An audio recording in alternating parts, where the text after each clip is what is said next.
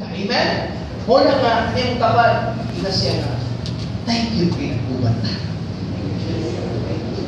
Hindi mo ito umansin sa iyong tapad. Para sige. Ngayon na ba sa Bible, love your neighbor.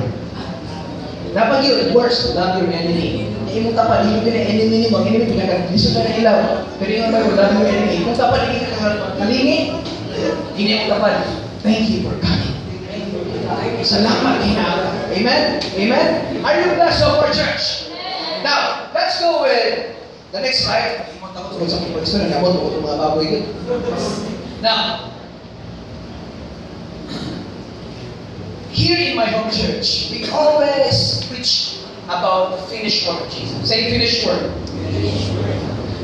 That's our vision. Revealing the finished work of Jesus. Revealing Jesus through leadership, music, and word. Wala tayo laing belief doctrine, the finished work of Jesus Christ. His work is complete, perfect, divine, holy, pure, wala yung mag-replace na. Kompleto na, finish na, kasi mauna niya, ultimate na yun na siya. No word. Wala ka naging awayan. Wala, kita rin sa mga church. Ang cross na to, saan ito yung pagkabutan?